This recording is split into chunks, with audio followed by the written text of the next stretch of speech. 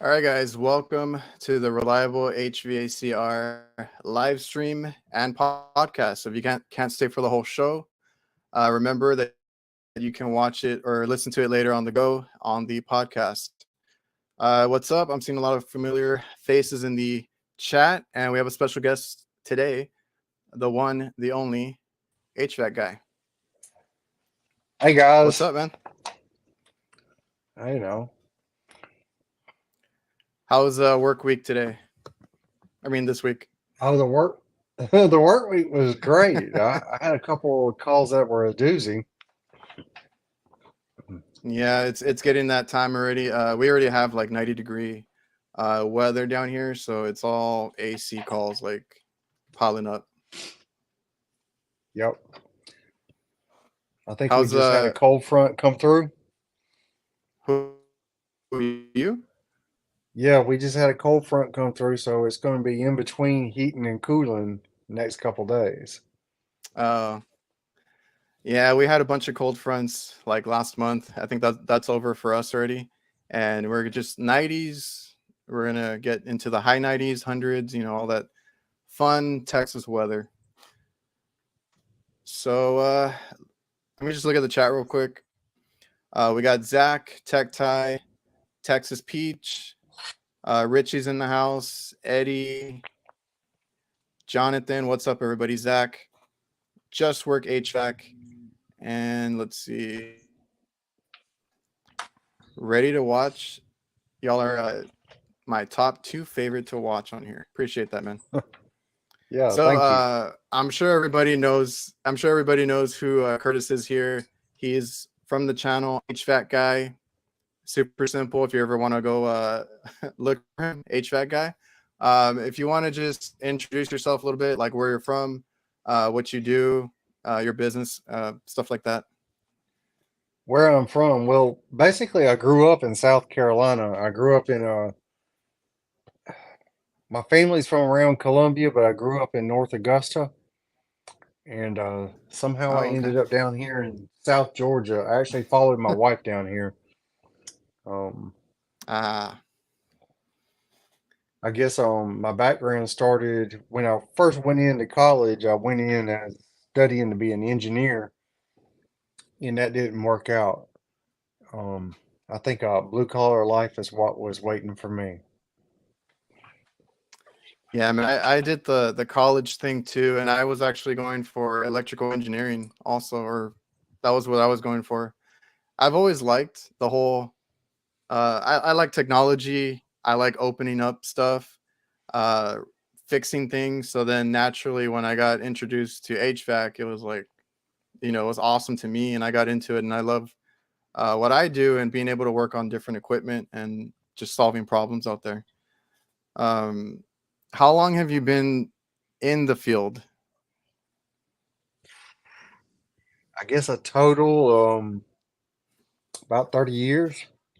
30? But I've been working as a technician. I mean, first I was a helper on a duct crew, and I worked my way up into an install crew, and I did that for a while, and then there was a long hiatus. I worked as a EMT for a while. Worked in a machine shop. I drove a dump truck. I mean, I did all kinds of stuff. Then I got back to HVAC and quickly became a technician. And I guess I've been doing that now for 20 years, right Oh around yeah. 20 years. So I've heard that where people say the best way to get into it, I guess, is to start on the install side and then they work their way like to service and other like avenues there. Well, there's an advantage to that because you learn about the airflow side of things, and that's just a crucial thing you got to know. You've got to have good airflow, and if you don't, Oh yeah.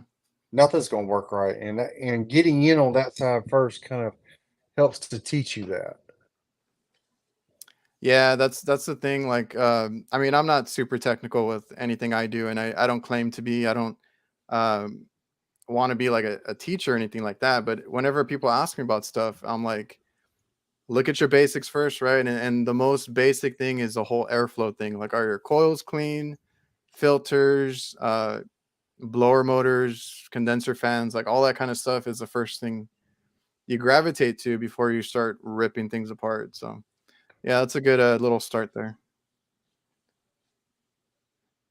Let's see.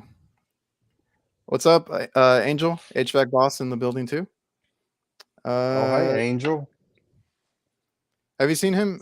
He had a channel. He hasn't posted. I think he gravitated towards like Instagram now. Oh, yeah. I saw something where at HR Expo where he was trying to beat some of his coworkers installing a mini split. Did you see that? I think I posted that one.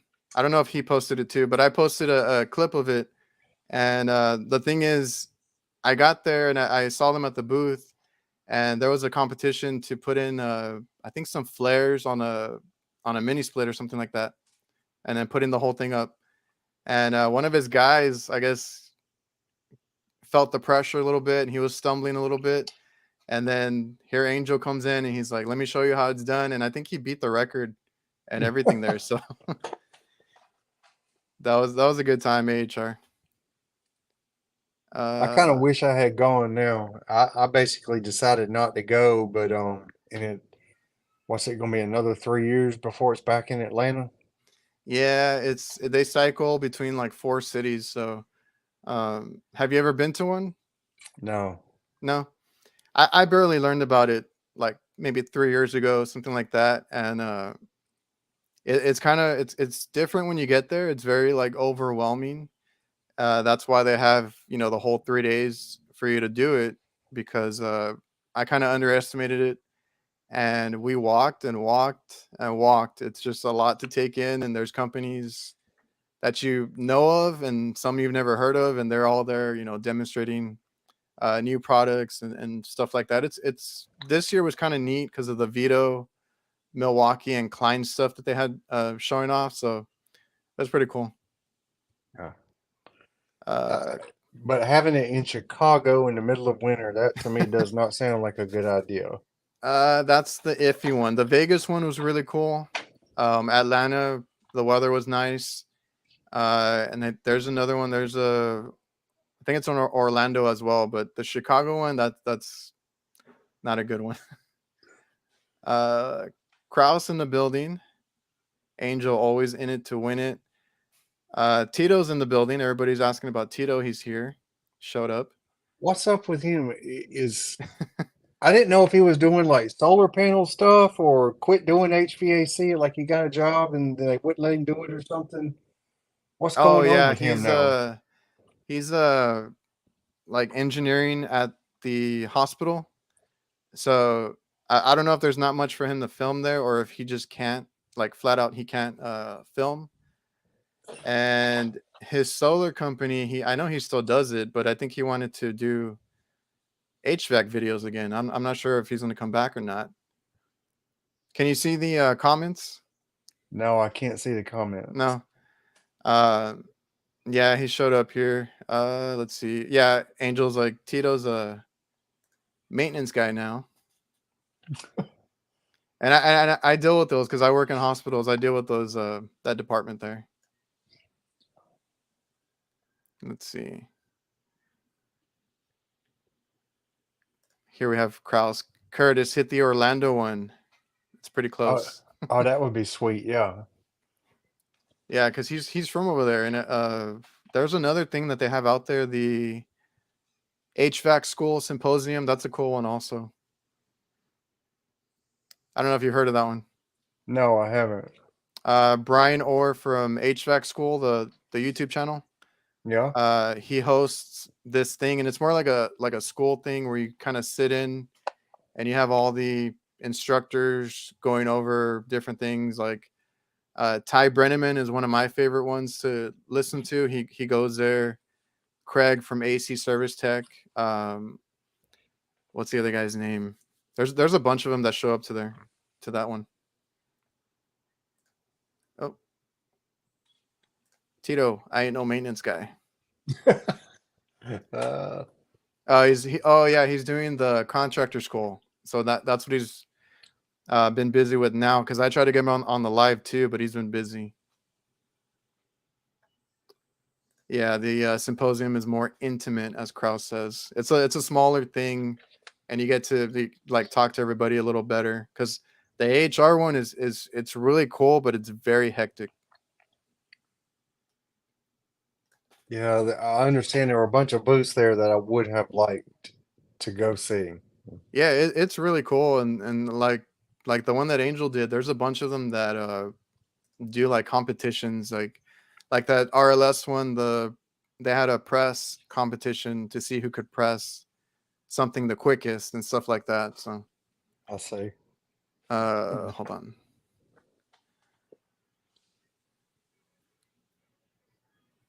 So let me pull up some questions that I had. I don't want to forget about those. So you are in business, for yourself. How long have you been doing that? I've been in business since early 2011. I 2011. actually started the business in 2010 technically, but I was still employed, Oh, okay. and I was just getting ready, and then in 2011 jumped in with both feet. I had no advertising. I had very few customers. I just gave it a shot and it turned out okay. Yeah, I got a lot of questions on that too. Like, should I start this and that? But I mean, it's a process. Like, I've been through it too. We started in 2007, and my dad started it, so he went through basically what you did. He was working somewhere. He got everything ready to start his business, and finally, when he left the company that he was working at, he could go full time. Because I remember going on the weekends, waking up real early because he already had side jobs lined up and everything, and we go do our repairs and service calls on the weekends, and I would go, and I was just his helper at the time. So we've been through all that, and there's ups and downs. There's a lot of that um, stress, stuff like that. Well, I guess initially it was very stressful for probably the first 3 years. Total combined, I probably paid myself $14,000. In fact, I know that's what it is. I mean, I didn't pay myself hardly anything, and I couldn't have done it if my wife hadn't have been working. Yeah, that happens because yeah, like my dad for the longest time. I mean, it was like he couldn't, and I wasn't getting paid either. When I was a helper or whatever, I had another job, and I would go and help him when I could. He wasn't really paying himself either, so it's an investment, is what I want to call it. It's like you're not gonna be banking right away. You're not gonna be a $1 million company or anything like that. You got to build up to it and then learn all your mistakes. Everybody makes mistakes. Everybody has to go through that whole like first year of progressing and all that. So, Yeah, it's not uh, just the first year. well, yeah, Some of my mistakes was working for people who don't really give a flip about you and don't care if you get paid one way or another, and you end up isolating those people real quick. yeah. Like a question I had here is, should you open up your own HVAC business? Why or why not? Now, when you opened up yours, did you see it as like something that was easy, to build or get money from or anything like that? No, it was not easy. Um, First of all, you need to have some kind of financial support from somebody else. Um, because like the first year, I don't know, you kind of need to bill out like at least 300,000 in a year to have any kind of respectable income, and you're Hmm. not going to do that right away. I mean, it's going to take time. Um, Yeah. it was not easy, but once I became established and I had my good customer base and got things going, it was the best decision I had made in a long time. Yeah. So like, well, my dad already had experience on the hot side, so he doesn't do HVAC. I always have to clarify that because some people are like, "Oh, you're just you work for your dad. You're just I don't know what they call it," but I'm like, "No, I'm a first generation. My dad does hot side, so for him, I did benefit from him opening a company because he did that first, but it was a cooking equipment repairs and service. So then he's like, I need somebody to do HVAC because that was like, there's good money in that. And what I always tell people is like, if you're looking or thinking to get into the trade, whether you just want to get into the trade or you want to start a business, to me, HVAC is never going away. So like everybody needs heating and cooling, and then a lot of businesses and people in general too need their products like stuff you keep refrigerated or frozen. That's always going to be in demand. And then like if you get into hospitals or anything else, I do light commercial, so I don't get into too much of that. But you have medicines, you have blood, you have all this other stuff, chemicals that you got to refrigerate. So it's always like a good thing to get into the trade. And I would highly suggest if anybody here listening is thinking about starting a business, obviously have your ducks lined up and have everything ready, have some money put aside. Think of it as an investment, but it's in demand all the time and it'll never go away. The whole lockdown and stuff like that happened a few years ago, it's kind of proof that it doesn't go away. We stayed busy throughout that whole thing. Oh, we did too. We did too. At that time, I had one employee, and we never slowed down. And in fact, some people, I had a boom in change outs because people were thinking they're not going to be able to get their equipment. Oh And yeah. that didn't actually happen for like a year later before we had our shortages. But yeah, we are recession proof. As long as you're competent and you know at least half of what you're doing. I mean, I think a lot of times you got to go in with the mindset, leave it better than you found it. Oh And yeah. as long as you're competent and you do the right thing by your customers, like if you do something wrong or if you got to go right back the next day, do the right thing. That's all they want. They don't expect you to be perfect. No, and I had to learn that the hard way. My dad already knew that. My dad had been, dealing with customers for a lot longer than I did. And I was always worried about messing up or making mistakes or anything like that. And then I would hate to have to go and explain myself to the customer if I ordered the wrong part, I put something in wrong, or I blew something up. I don't know, like stuff happens.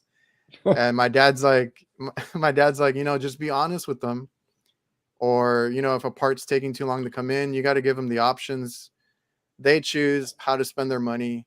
And like the main thing is you have to be upfront and honest with all your customers. And then as far as like the work that you do, nobody's perfect, but if you can take pride, just try to make it better, and then you yourself, like I say, always be better. And what I mean by that is like every day be better than you were yesterday. Just because like that's what the customer sees. Like they see the and I always tell people take before and after photos too. Like that's a good form of advertising. Like we don't really do advertising, but before and after photos, something the customer can see. Like if you cleaned up around the unit, inside the unit, tidied up things, all that stuff goes a long way. Oh, I need to Uh, start doing before and after pictures, yeah, look, let me especially of the insides of a unit. yeah. I don't know. I think I had a question on that. I'll look for it right now, but oh yeah, do you okay, like do you do mostly residential? Do you still do any Yeah. commercial? Yes, I do some commercial. I do more light commercial than I do the big stuff. In fact, But you I've written off doing chillers and stuff like that because it just takes it takes at least half a day, even if it's just 10 minutes down the road. It's going to take you half a day on a chiller. So I don't Oh, do chillers anymore, but I do light commercial and some of the bigger stuff, just not a so lot. you're pretty diverse, and you've worked on chillers and bigger equipment. Oh yeah. Nice. See, I'm light commercial. I kind of stick to what I know. I do mostly refrigeration. That's what I consider myself, is a refrigeration tech. I stay in kitchen, so walk-in coolers and freezers, under counter coolers, anything you find in the kitchen. And I took a class, like an industrial class, when I went to school, going over chillers and all that, but I've never touched them. I stay like in my lane.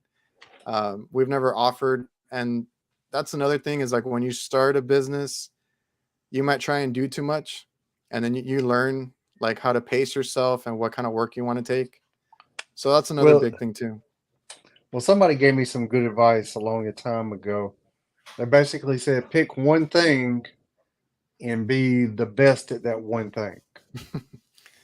That's kind of how I look at it too. Like we used to do, I think we used to do way too much when we started, and I was like, no, like we're mostly a kitchen company, right? We work in commercial kitchens.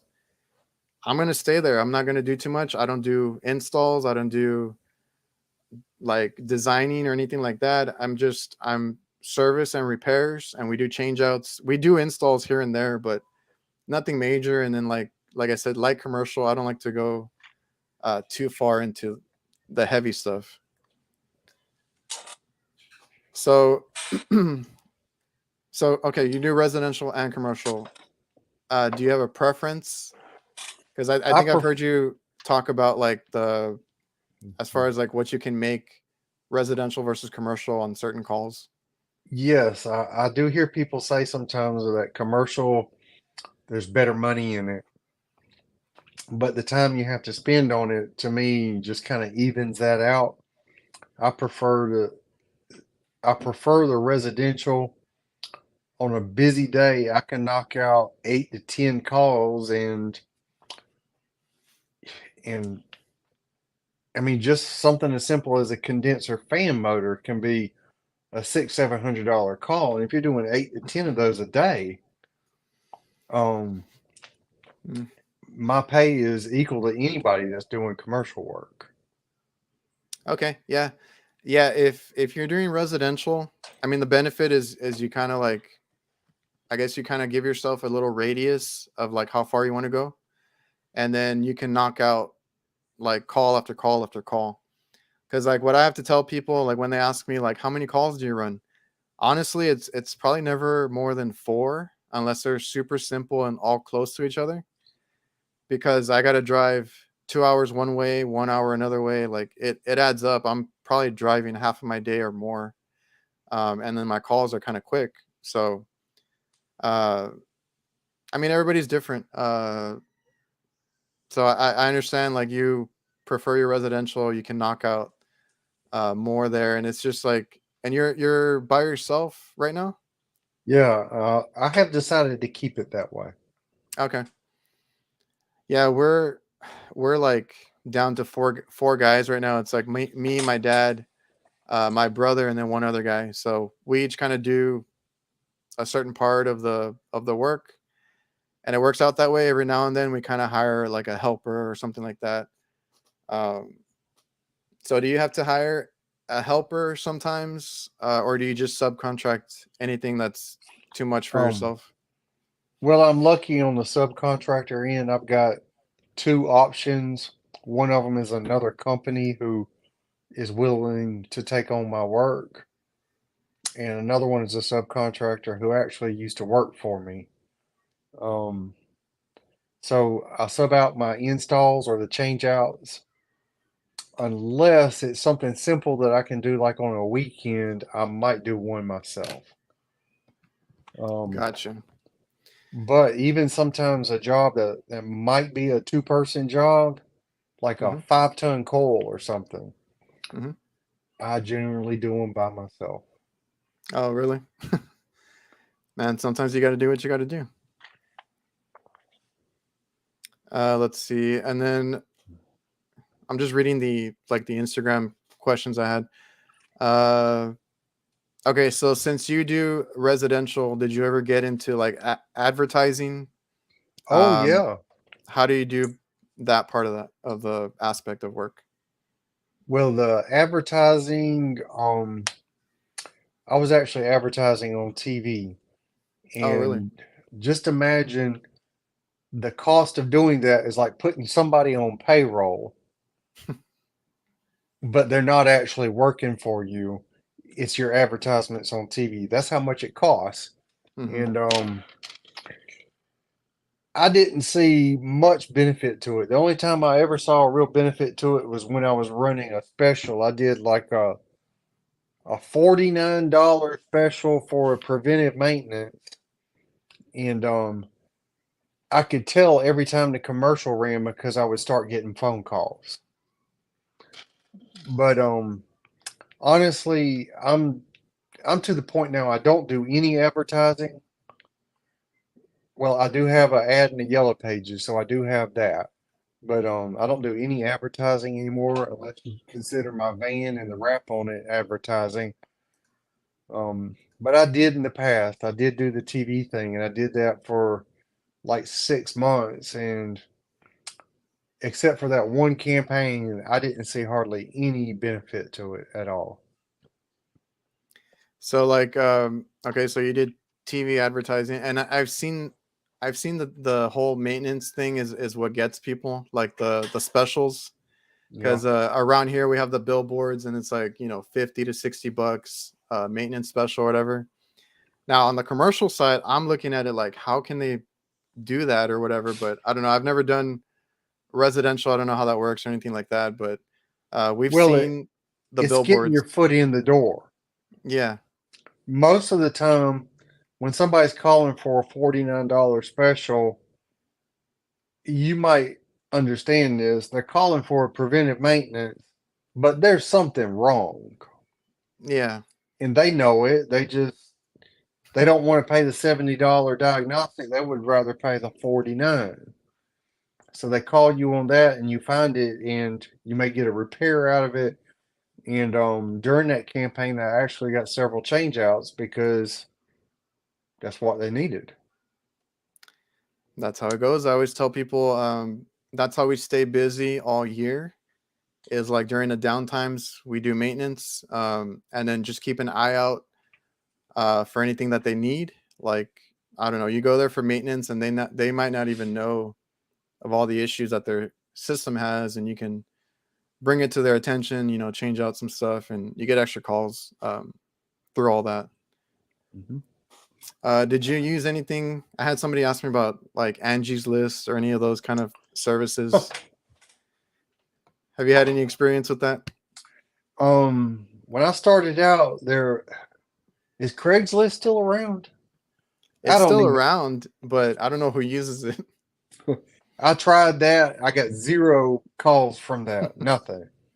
Um, I tried everything. I mean, I had everything I could on like Facebook. I did the Google ads for when people search. I had a website. I read an entire book on search engine optimization, built my own website, and had it ranking at the top every single time for years and years. And I don't think it did me hardly any good at all. So is it just like, do you do anything else, or is it just word of mouth? Just word of mouth. That's all I do right now. Word of mouth? But I don't know if the search engine optimization and the website, I don't know if all that did. It's hard to tell because you can't track calls that come from because you're using just one phone number. Yeah. But Yeah, I like tried everything. like for us, it's word of mouth. I tell people I don't bother too much trying to buy advertisement anywhere. And for commercial, I'm not looking for homeowners or anything like that. I need to speak to certain people to get my foot in the door. So the only other form of advertising is we still do business cards, but we also do like little brochures. Sometimes we do flyers, and we kind of hand them like that as a package. And I just tell people, like, if you stand out a little bit, that helps. And then obviously be friendly and treat them good and get them to trust you to call you and stuff like that. Yeah. Kraus, precisely. Foot in the door. Let me see what's going on in the chat. Eddie likes how your van turned out. Well, thank you. Is that done already? You're happy with it? Yeah. I, I don't know if you're like me, but I get people constantly contacting me wanting me to feature their products in videos. It's kind of like a product sponsorship, and Yeah. I don't take those, but one of them was offering stuff for solar panels and chargers and all that stuff. And I thought, would I do that to my van? I have no use for it. So I'm just like, no. Um, but yeah, I get offers like that almost every day. There's It's up and there, it's up and down for me, but like I have to turn a lot of them down. yeah. Now, there's one that I'm probably going to take. It's a company out of California that's starting a tech school for HVAC that's partnering with Auburn University. And it's called Preppy. I may jump on board with that one because their part of their message is you don't need a 4-year degree. You don't need to go into debt to get a good career and make good money. Um, and when I was in high school, that's for us was that hey, you got to go to college. And I wish somebody had sat me down and I could have got into HVAC right away, right out of high school. But they acted like that wasn't an option. Yeah, that's what I like about the whole community online now, because like there's YouTube, there's Instagram, and now I've even seen people growing on TikTok, just spreading the word. There's a bunch of people that are doing podcasts now. There's a bunch of people starting YouTube channels. Um, the whole like even like the funny like meme stuff is going around, and it's just like good to get the conversation going. And I think there's one that I'm trying to get a hold of because they had emailed me and I missed their Zoom call because like I get called in all the time. I didn't. It's hard for me to sit at a computer during the day, but there was one too that did something like that where they did online training and stuff, and it was really affordable, and I thought that was cool. So we'll see if that works out. But but yeah, like that's what I always tell people is I wish they would give kids the option to, or at least talk to them about trades, because like nobody ever told me any of that either. Like you go to school and you take all, or you pick something that you might not even use your degree for. I have so many friends that have the like a business degree, and there's another one that was very common, and they never used it. They couldn't end up getting a job or something like that. And if you could just get introduced to the trades, no matter what trade it is, they're always looking for good tech. So I wish that would get talked about more with the younger people. Yeah, me too. All right, so let's see. Do you do you have your business set up with like a CRM software or anything No, like that? I do not use that. Because it's just me, I Yeah. don't need one.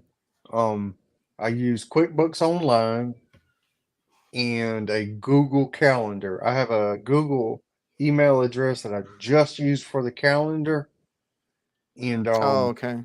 I use that to move calls around and schedule things, and I've been doing that for years, and that works out just fine.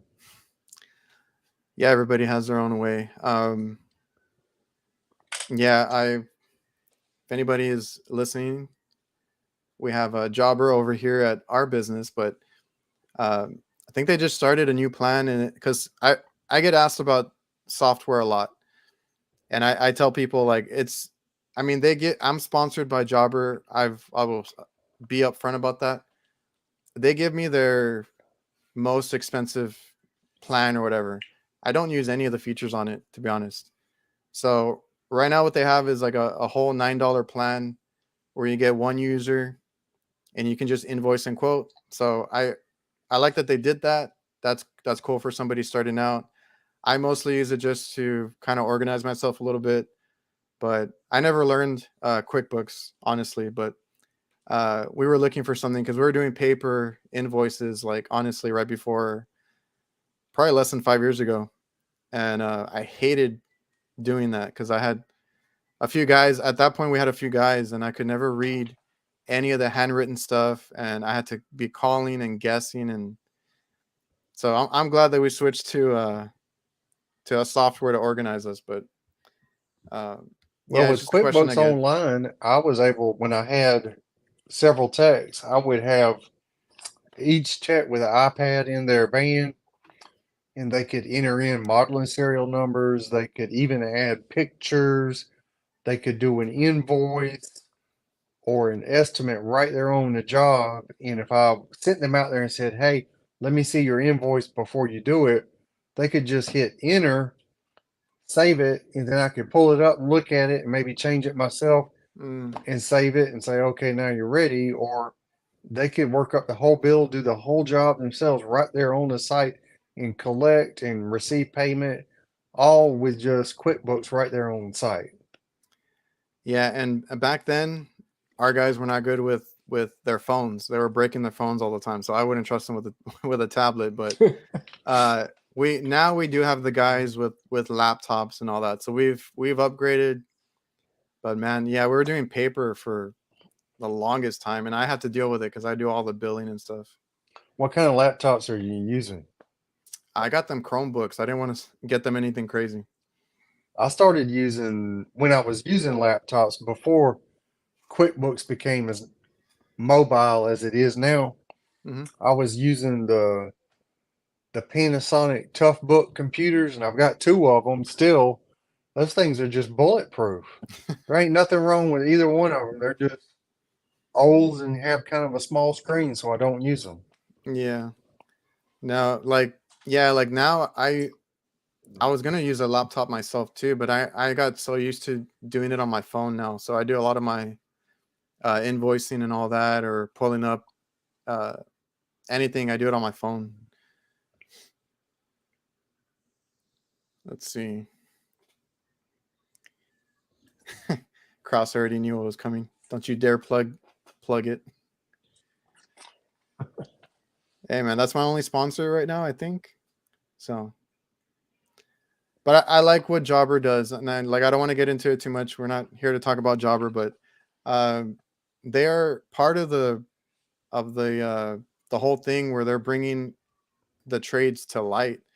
They're currently trying to build up their YouTube channel where they have, and I've been interviewed to be featured on there too. I just have to wait my turn, but they have people that are doing lawn care, that are doing plumbing, all this other stuff, and they get them in a room and sit down and talk about how to start a business, how to get paid consistently and quicker. Like they're part of that whole awareness, so that's why I like them too.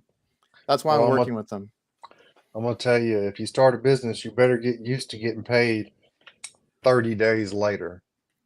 Yes, that's a thing that I don't think people realize. You don't get paid right away.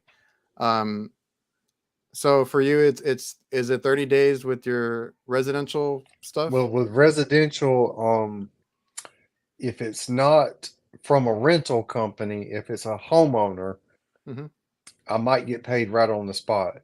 If it looks like Oh, okay, yeah, somebody, if it's somebody I know and I've done business with them before, I might just bill them and expect to get it later. And yeah, that to me is always, even if it's a good customer, that to me sometimes they might forget. And if they forget, and if I forget, it might be 3 months down the road before I realize I've got an overdue invoice. yeah. We've dealt with that too, because like like I get busy and I forget to check on things, and then my dad too. He's busier than I am, to be honest, year round, doing the whole cooking equipment stuff. And it's like we got to be on top of it too, because like if we both forget, the customer lets it slip. You have to track it down and make sure you get paid for that. But yeah, we do commercial accounts, so obviously we do have to wait to get paid. And that's another reason why we kind of try to streamline our invoicing and quoting and all that. Because if I can just email it out and get it done as soon as I finish, the job, we get paid like so much quicker. Um, and we still get paid by checks, by mail, and stuff like that. So it takes time. Yeah, I've started getting a larger portion of my payment paying through QuickBooks through the email. There's a link where they can pay in the email. So I've started getting a larger portion being paid that way. Yeah, I see. Let me look at the chat real quick.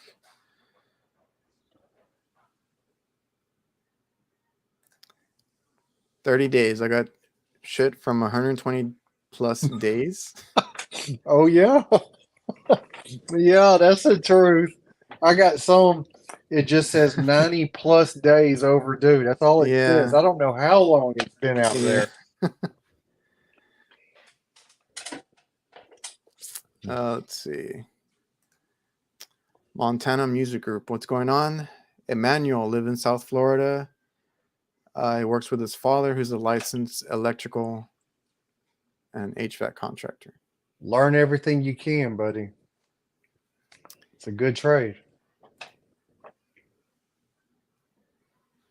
He's gonna take his test on Monday for trade knowledge part. Any advice going forward in general with business and how to successfully build a name from the ground up? Well, part of that we've already covered. Yeah. Be honest. If you make a mistake, make it right. Don't try to bill them twice for something when you've only gotten right once. And that's how we get customers, is when they get tired of another company doing that kind of stuff, billing them for all this stuff that never got the unit even working. And then, they call somebody else. So they'll get a second opinion, and you'll lose a lot of jobs like that. Daniel, residential where I'm from in SoCal is all commission. Sales guys with tool bags. He does commercial and kitchens now. But he sales guys with tool bags. Yeah, I've seen those, and apparently it's a lot of California that I've seen that What in the complaint world? from. So they don't fix them? They just sell them a new one? I don't know. It is a thing, because the whole commission thing. And I think it's like it's only certain companies, but some of them are bigger companies. They go in there with the mindset to give them a new unit instead of repairing. But that's not every company. I'm not saying that about every company, but the whole commission thing, I'm not on board with. We don't do anything. We don't even sell equipment anymore. A lot of our customers buy their own equipment, so I could care less if they want a new unit or they want to keep putting money into whatever they have. I will gladly get it going. That's similar to what I do with home warranties. I know some people just talk trash about them, but yeah. if they want to replace a new unit, they might want to buy their own.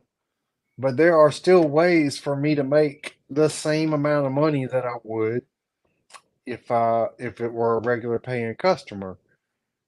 It's there. You just have to know how to work the system. Yeah, we did warranty work because we have a lot of local suppliers that sell to like restaurants and stuff, and we made sure that we got in there too, and we were on the list for warranty work. I did a lot of ice machine warranties, and a lot of like reach-in coolers and freezers, and whatever. I think I only had issues with one that was very like stingy, but either way, like you do the work, you get paid for it. They'll cover your labor or whatever.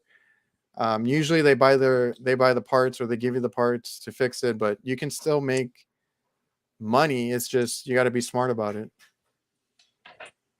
The ones I work for, they only want to supply the most expensive parts. Oh, really? Like Okay. anything, like a condenser fan motor, I just replace it. Oh, okay. And I bill basically because nobody else is doing home warranty around here. I basically give them my cost, and that's what they go with. They don't try to talk me down because they need me. So I'm getting basically my price. I'm not doing work for half the price or anything like that. I'm getting my price for doing the work. And if they want to supply an evaporator coil or a compressor, hey, that's fine. But there's still ways for me to make my money. And that might be a whole nother video topic if people are wanting to try to get into business and don't have a customer base. But there are ways to make your money. Yeah, I try to go over that in one of my videos. I'm like, there's different ways, especially when you start out, right? Because you don't know what you don't have your clientele. You don't have you might not know where to get customers from. One of my things was also the warranty thing. I mean, nobody, even on the commercial side, nobody likes to deal with warranty. Sometimes it's a hassle, and people talk down about it. But that kept us in business for a good while when we had our, like I said, it's always ups and downs, and there was a down point, and warranty actually kept us in business or kept money coming in. So there's a whole bunch of ways to keep money coming in and stuff like that. Okay, Angel, what question were you asking, Angel? I think he asked. I think we already answered the one because he asked about how many guys you have, but it's just a one-man show. Yeah, I got up to 5 people, and it was just a nightmare. I don't like talking bad about anybody, but I had a bad experience with my employees. Yeah, we had also because like we're a family business, but it's like me, my brother, and my dad right now. But when we hired, my dad hired his brothers, and I even had a cousin that worked for us too, and they were the worst, to be honest. Um, they take advantage sometimes. You have to deal with all this And it's stuff when even you worse when you when it's hire. family. Yeah, and it still happens. Like if you think your relative, your brother, if you think about it, you would think you can trust them more, but it still happens. And we had that whole issue. We had so many issues with that. So we kind of corrected that. I still have an uncle that does work with us and stuff like that, but we're very on top of like that kind of stuff because like we don't like getting taken advantage of or anything like that, but it happens. Well, let me tell you the peak of what was happening to me when I had those employees. I had a dispatcher secretary who was sending jobs to one guy who was doing them on the side. Not, Yeah. I didn't know anything about it. She knew about it and he knew about it, but it wouldn't come across in QuickBooks. And I didn't realize it until I get a call to a house and one of my thermostats is on the wall. And according to QuickBooks, it's the first time we've been there. Yeah. And then We I had realized that these two have been working in cahoots against me. Oh, I was upset. the almost same exact situation. So we had like I do commercial, so I don't want to name the places that I'm at right now, but we used to do IHOPs, and there was a whole thing where we relied a little too much on them because we were there. There's so many down here that we were making good money. They were keeping us busy all the time. We didn't really have other work besides them and some local places. So at one point, two of our guys who were relatives, uh, they decided to get together and kind of go to them, or I don't know if one of the managers had talked to them, and they decided to be the maintenance guys for the whole uh, IHOPs down here. And then we get a call that they're no longer going to use us, and then we find out, that two of our guys left to go work for them. So they took basically our whole clientele right there, and we had nothing at Oh, that point. And even we had that same situation where they might be using, especially like refrigerant for side jobs and stuff like that. So we've been through all that too. It's unfortunate, but it does happen, and you just have to learn from it. Let's see. I think I got through my Instagram questions. Okay, let me look at the chat real quick. I was going to tell you that same guy that this dispatcher was sending calls to, Yeah, kind of under the table.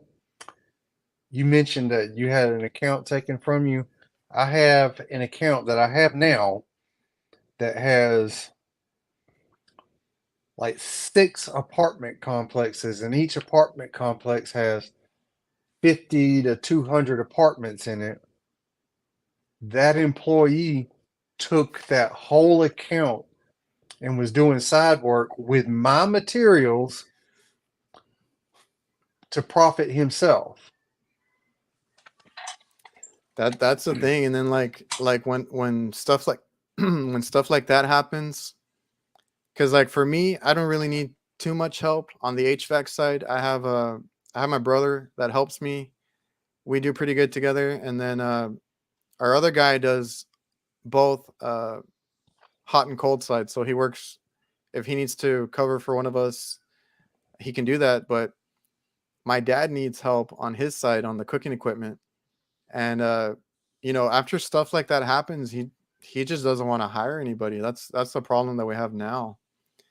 I And get it. I get it get it. That's part of the reason I'm by myself. yeah, it gets in your head. Like, let me see. Kraus had a question. Uh, do you track KPI for yourself? Wait a minute. What's KPI? I don't know. I was gonna ask that too. All right, Kraus, we need some more information. What's KPI? Let's see.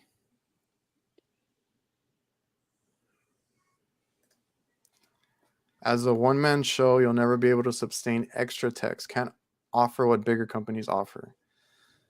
Uh, I guess it I depends on your outlook, like how you want to go about your business. look, I was offering some of the same benefits at big companies. I was um I was offering health care, which honestly nobody took part in, but I was offering a health care plan. I was doing health care and paying them, and they were doing all that to me. So yeah, I had a bad experience. I know everybody's not like that. I know that. I just had a bad experience. Yeah, it just depends because like with you, you're happy being the one man show, and you're profitable. You're making what you want to make, obviously, and you're doing good for yourself. And it's the same thing with us. Like I said, we're four guys right now. Usually we're five, but we're down to four right now. And it's profitable. When we had more guys, we didn't make enough money, and it didn't work out. And once we downsized, we made way more money than we ever did. So we're happy being a small company for now, but I mean, obviously there's always room to grow. It's just everybody's Well, different. people don't understand. I'll give you an example.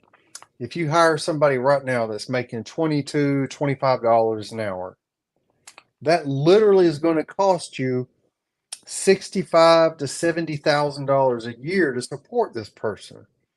When you start talking about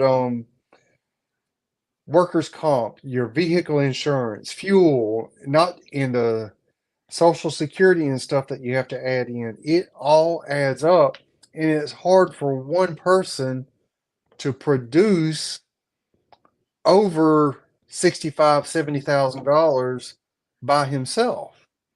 So it's really hard to start adding people. When you do, your profit margin starts going down. Yeah, it narrows quickly because, like, I mean, and this was not, we weren't some big company either or anything. We added a few guys, and then like, and we had a lot of work, but it doesn't translate easily. Like, you have to have enough, you have to be making enough to keep several guys on your payroll. And like for us, it just didn't work out. We made way more money just downsizing to like 4 or 5 guys. Um and I remember back in the day, like I had to wait, or I had to go weeks without getting a paycheck, and I was fine with it. I tried to make sure I uh maintain myself to where I'm stable and I can kind of wait to get paid and stuff like that. But we had to go through all that stuff, and that's when we were doing well, but we added guys, and it just didn't work out. So then we downsized, and we've never had issues since then. And we do get overwhelmed with work sometimes, but it's not it's not impossible. Like we'll get to it, and we're honestly quicker than a lot of the bigger companies out here because they have even more work. And I think that's the one complaint is that, at least around here, is that the companies take forever to get out there, and we try to get out there the same day. And sometimes I can make it there within an hour or two, and they're pleasantly surprised. So um, that's just how it is. Oh, Kraus. Key performance indicators: average ticket, average call duration, type of call, stuff like that. Yes, I do keep track of some of that stuff. Like my average ticket, it really depends. If I take out the change outs, the really large ones, and I separate all the others, my average invoice, and you're talking about some of them are just $70 diagnostic. That's it. Or it's just Yeah. a $89 preventive maintenance. That's it. That's all the money you make. My average is still over $400 without my change outs. So, like I said, if I'm doing 8 calls during a busy day, that's 8 calls where I'm averaging four, maybe $500. And that's what it is. Like we have those too. Like our cheapest could be like $75 or something like that. And on the commercial side, it does kind of average out like to what you're saying. I don't keep track of it too much, but yeah, I didn't know what KPI was. Well, some of Uh, the other things that I keep track of, I don't really see until like the end of the month or the end of the year, and that's like how much profit I made in that month, oh and I yeah, yeah, compare it to the previous year. yeah, we do that too. We keep track of that kind of stuff. I don't have it in, or my dad takes care of more of that kind of stuff. Uh, didn't mean to come out as an insult. We're okay. We just wanted to go over it. No harm done. But it Uh, is true. If somebody who's offering 401k and health care, and yeah. it's hard to compete with that. And the only reason I was able to offer health care is because of what everybody calls Obamacare. That's what I was using, but nobody partook of it. Nobody participated. Yeah. Yeah, I think that's one of the harder parts to compete with, that kind of stuff, the benefits and all that. But But even still, using that, you're going to have to pay half of their healthcare costs. If their healthcare is 400 a month or 800 a month, you're going to be paying $400 a month to help them with their healthcare. And I was willing to do that at that point. yeah, and I'm not taking it, or we're not taking it as an insult. It's just the way we operate. Like Curtis is a one-man show. I like that we're kind of small on my side. And there's a lot that you have to take into consideration. Like you said, the employees, if you're going to give them insurance or benefits or anything like that. Um, I mean, you have to give them vans. You have to get insurance on the vehicles. Um, you have to give them equipment too. Like everything adds up. It adds up a lot.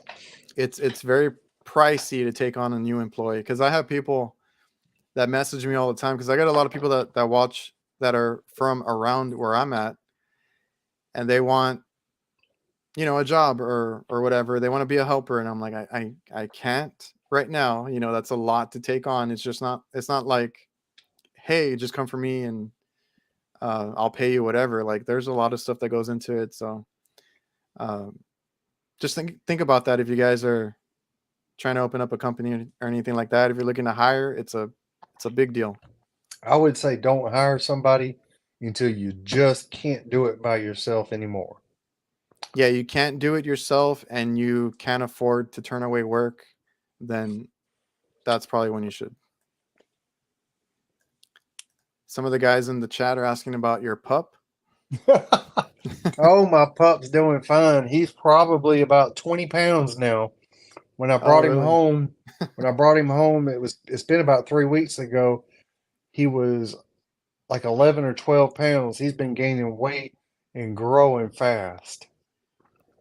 Yeah, man. I saw him in your van tour, and how long have you had him? About a month. Oh, okay. Man, they get big quick. We got Tito here. You guys should have at least been nominated for the awards. I don't know if you heard of the HVAC Tactical Awards. Yeah, I learned about it this year. Yeah, it's I think this is the third year. The first one was just they did something online and they gave out or mailed out some awards. Excuse me, guys. Tito, but I think Ben got wind of Tito because he's been uh what do you call it?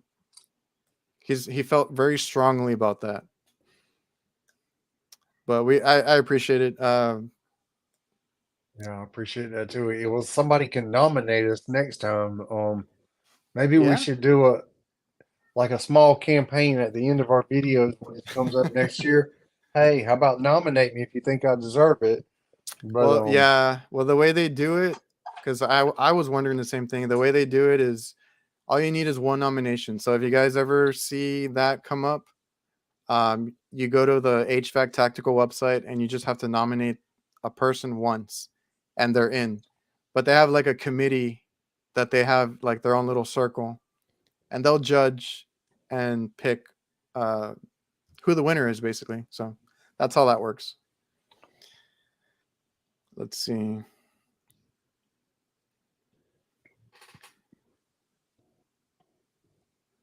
See if we have any questions. Oh, how about this one? Do you have anyone to cover for you when you take time off? I don't take time off. No time off. I can I can squeeze in maybe 3 days if I need to go to a family funeral or something like that.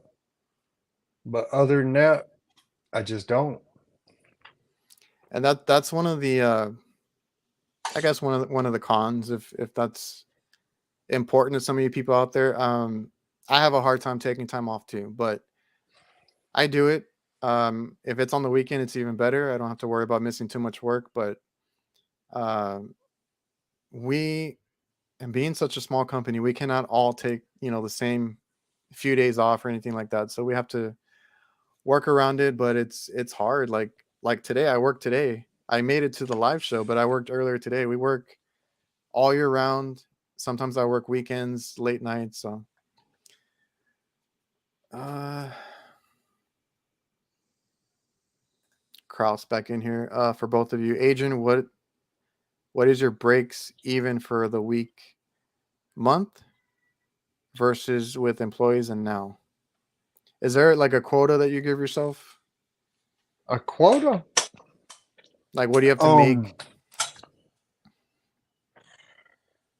Honestly, because everything I have is paid for. I don't have anything financed. A break even comes easy for me if I make just $200-300 profit 5 days a week. I'm breaking even. Yeah, that sounds about right. We kind of do the same thing. Like, I don't get a brand new van, or like our guys don't either. Like, try to get a nice van that's newer, that has good mileage on it and stuff like that. So a lot of the stuff we have is owned. We don't have to worry about stuff like that. We had a problem before where, like I said, when we had a lot of employees, because we don't even have an account at our Johnstone anymore, like a credit account, because our guys were just running up the bill. And then, sure enough, as soon as like we let them go and everything, we go empty out their van. They have like the same part over and over and over. They were just too lazy or too unorganized to find anything, and they were just buying the same parts again and again and again. So that was a whole thing. But around, we kind of do the same thing around there. Like, our break even is, as long as we're profiting every day a few $100, something like that, we're good. Let's see. Maru, do people work without a contractor's license? Oh yeah. Uh, Unfortunately, that's a Yeah. big thing. Yeah. Lots of people. And in fact, there's a rental company around here who will only use people who don't have a license. Oh, And really? there's been a concerted effort with people in the Conditioned Air Association of Georgia to go after this rental company. And doesn't seem like there's anything we can do to stop them. It. Yeah. That's I mean, they're that's using them gotten for on my change nerves. outs. Yeah, that's gone on my nerves too. Because like, I had mine right away, you know. But I mean, I went to school. I got my EPA. I got a like a the certification that Texas requires, and then I got my license. So I had everything, and I went, even like buying refrigerant. You should have your EPA and all that. But if I see it all the time, I would walk into a supply house, and if they were just buddies with the counter guy, stuff like that, they get away with it. They don't require them to show anything, and a lot of these guys just do. I mean, some of them do legit work. They don't get asked for their license, or some of them do side jobs and get away with it, unfortunately. And that is a problem that we have. And then those people are the ones that give everybody a bad name, when they do shoddy work. Oh, And I have seen it.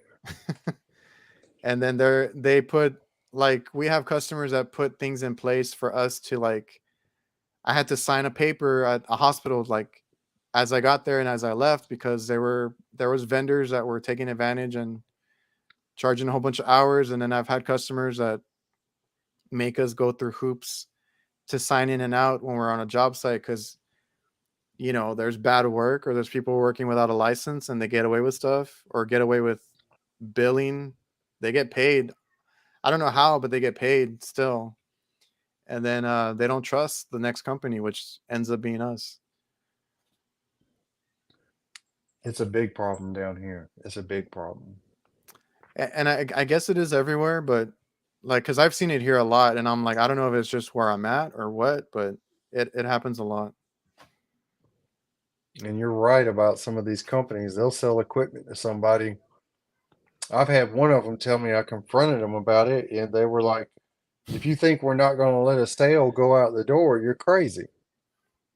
And Yeah, because like, when we deal with supply houses, they're just trying to sell stuff. They're just trying to sell equipment, unfortunately. And I've dealt with a bunch of big commercial accounts, and just because they buy so much equipment, they bend over backwards for those customers, those accounts.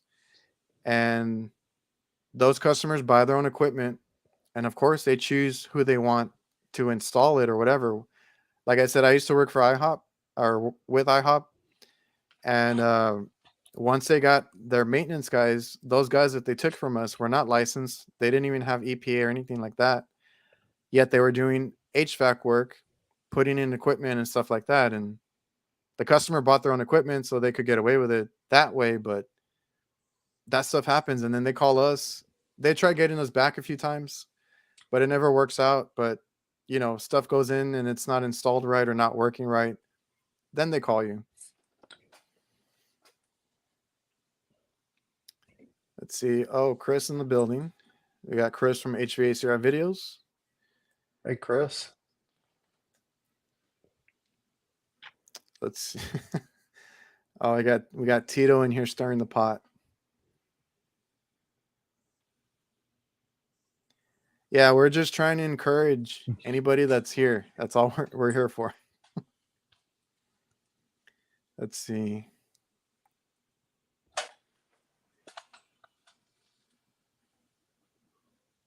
Oh, I gotta check the chat. Let's see. Had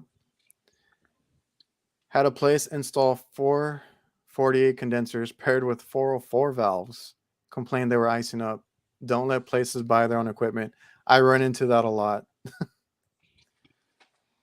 And then we have one right now, and I knew something was up.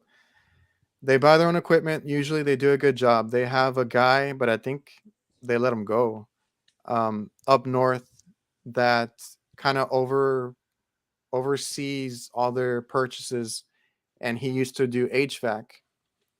So I've never had an issue with him. I always give them like what they need. If they need a new unit, the tonnage, the model, whatever we can to match it up, and then we go in and put it in. They buy it and we put it in. And then the other day I went to, and I did a video on it, or it was part of the video, and it was 2 hours away, but I was like, let me go look at it, because the problem with customers buying their own equipment is it's usually not, they don't buy the right one, or they don't buy anything that goes with it, curb adapters or things like that. So sure enough, I went out there and I'm like, these are way bigger than what they have on the roof. And what happened was the old units were 10-ton units. The new ones were 12-ton units. And I just found out, because I was like, why did they have 12-ton units if we gave them the model number and everything of the old one, the information? Well, they had bought these for a different location that got canceled, and they are pushing us to put these in at this other location, even though they don't fit. So I deal with that a lot. I deal with it quite a bit. They're having buyer's remorse. They're like, we have to use them. They're sitting there. And I'm like, man, I don't know if we can do this one.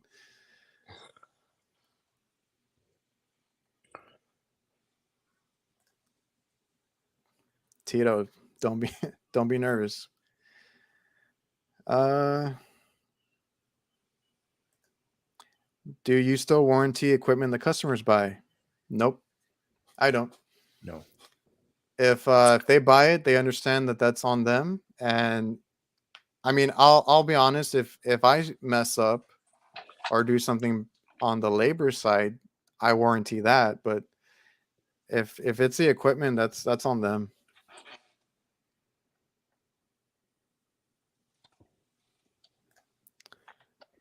Maru, a lot of companies are hiring their own in-house techs. Do you think this will affect us?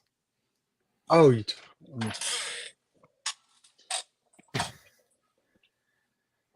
Nothing really you affects talking us too about much. big restaurant companies or something like that? Is that what he's talking about? We deal with it with restaurants, and we also deal with it sometimes with the places that like sell equipment.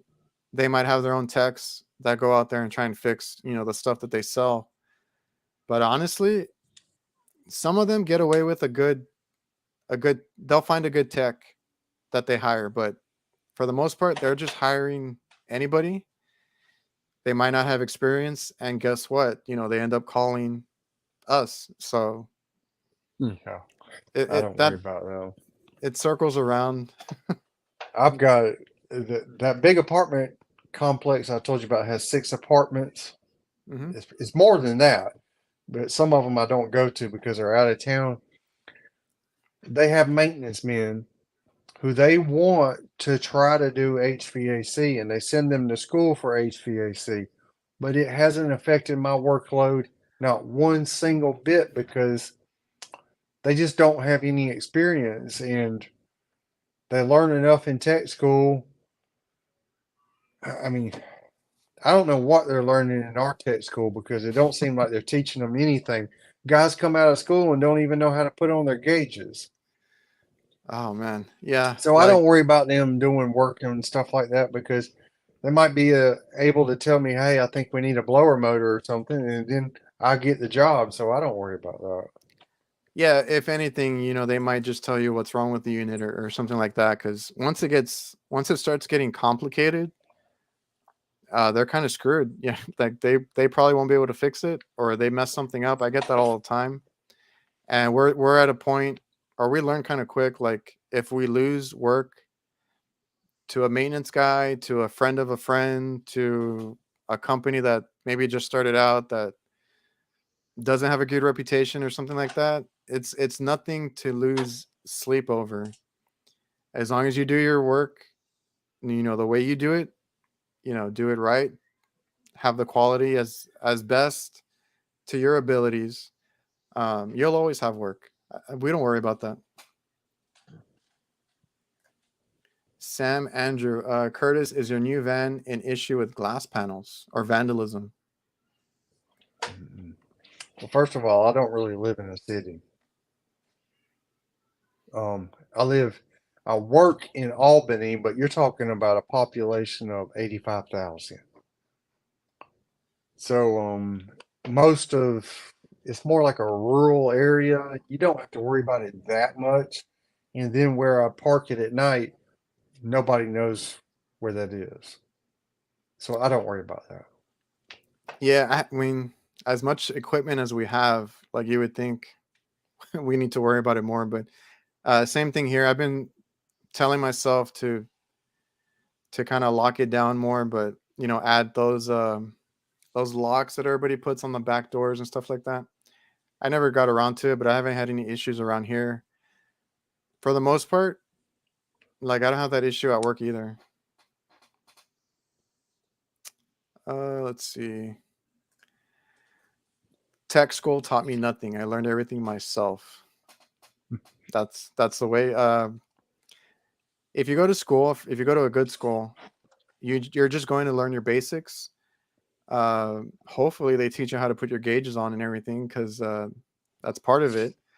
You're just going to learn your basics and kind of the lingo, like superheat, subcool, kind of know what components are and stuff like that. You're not going to know how to fix anything until you actually get out there and get experience.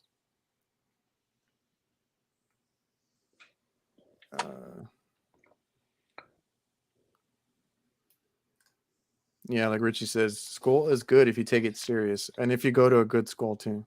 Well, here's the deal. The knowledge is there. You gotta want it. Because like the school here, they'll pass you even if you don't show up. Yeah, I was never a school person, and I'll admit I didn't enjoy it all the time, but you just got to soak it in and learn as much as you can. Uh, okay, so we're way over an hour now, but I don't want to keep Well, you too long. Huh? yeah, it'd be a good time to drop off. I gotta go get something to eat. Yeah, I got to do the same thing. So, let me just look at something real quick. What tool bag are you rocking, and any tool that you recommend? I'm using the Tech MCT Blackout by Vito. By far, that's my favorite so far. I've got the regular Tech MCT, but it don't have those pockets in the sides. Yeah, whenever they do the blackout ones, they always add so many pockets and different things. I like that one. Any tool I'd recommend. I'll tell you one tool that I use, and when I lost it, I had to buy one immediately. And that's that DIY vac you put on your wet dry vac to vacuum out the drains. Oh, That thing really? works so good, I had to have it. As soon as I lost it, I had to go get another one. I think I saw you with that one. I need to try that one out. All right, guys. So yeah, we've been here over an hour. Appreciate everybody that came through. Thank you, Curtis, for hopping on the show. And Thank you for having me. like you said, like we could do probably a ton of more videos on some of these conversations. So maybe we'll do it again another time, talk more business and work stuff. Yeah, it was good talking to you. Appreciate it. So I'm gonna sign off. I'll see you guys. Y'all take care. All right. Appreciate you guys for tuning in. That was a great stream. Loved all the questions in the chat. Appreciate everybody who tuned in. And like I said, if you guys want to listen to this later on, if you join late or you can't see the whole video on YouTube, it is a podcast. I try to upload it the next day. And yeah, I appreciate you guys. See you guys.